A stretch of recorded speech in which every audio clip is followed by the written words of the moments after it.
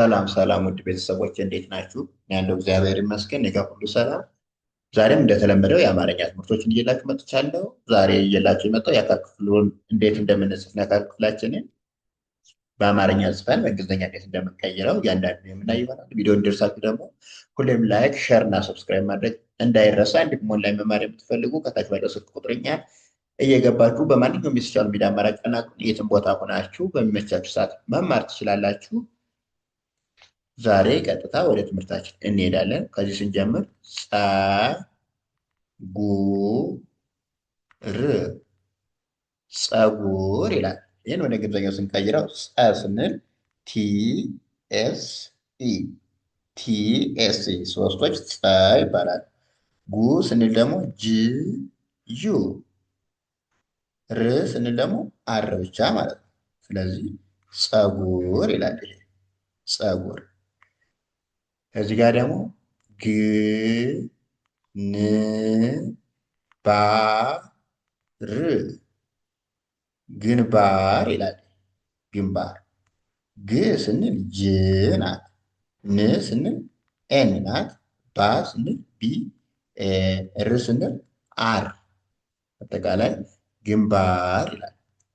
እዚህ ጋር ደግሞ አ ፍ ን ጫ አፍንጫ ይላል። አፍንጫ። አ ስንል ኤ፣ ፍ ስንል ኤፍ፣ ን ስንል ኤን፣ ጫ ስንል ደግሞ ሲ ኤች ኤ ሶስቶች በአንድ ላይ ጫ ይባላሉ። አፍንጫ የሚለው ደግሞ እንደዚህ ነው የሚጣፍ ማለት ነው። እዚህ ጋር ደግሞ አ ይ ን አይን ይላል። ወደ እንግሊዝኛ ስንቀይረው አ ስንል ኤ፣ ይ ስንል ዋይ፣ ን ስንል ኤን፣ አጠቃላይ አይን ይላል። እዚህ ጋር ደግሞ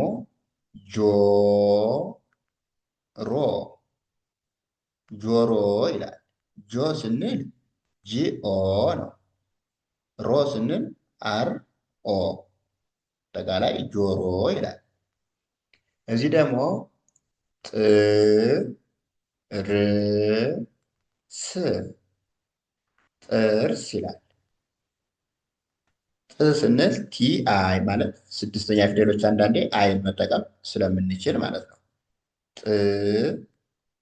ር ስንል አር፣ ስ ስንል ኤስ ጥርስ ይላል።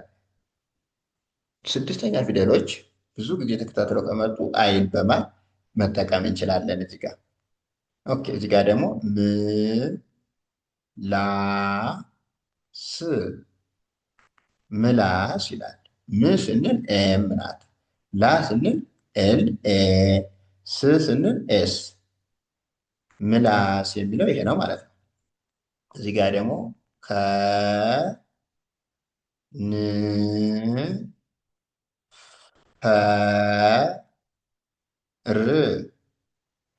ከንፈር ይላል።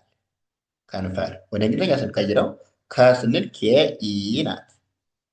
ን ስንል ኤን ናት። ፈ ስንል ደግሞ ኤፍ ኢ ናት። ር ስንል አር ናት። ስለዚህ ከንፈር የሚለው ይሄ ነው ማለት ነው። እዚህ ጋር ደግሞ አ ን ገ ት አንገት ይላል። ወደ እንግሊዝኛ ሲቀየር አ ስንል ኤ ናት። ን ስንል ኤን ናት። ገ ስንል ደግሞ ጂ ኢ፣ ት ስንል ቲ ብቻ ማለት ነው። አጠቃላይ አንገት የሚለው ይሄ ነው። እዚህ ጋር ደግሞ ደረት ደረት ይላል። ደ ስንል ዲ ኢ፣ ረ ስንል አር ኢ፣ ት ስንል ቲ ብቻ ማለት ነው። ስለዚህ ደረት የሚለው ይሄ ነው። ውድ ቤተሰቦቼ ለዛሬው ያለን እዚህ ጋር ያበቃል። ቀጣይ ደግሞ አሪፍ አሪፍ የሆኑ ቪዲዮዎችን እየላችሁ እመጣለሁ። ቪዲዮ ደግሞ እንዲደርሳችሁ ሁሌም ላይክ፣ ሸር፣ ሰብስክራይብ ማድረግ እንዳትረሱ። ኦንላይን ለመማር ደግሞ ከታች ባለው ስልክ ቁጥር እየገባችሁ አናግሩን።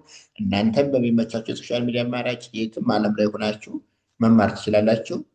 አመሰግናለሁ። መልካም ጊዜ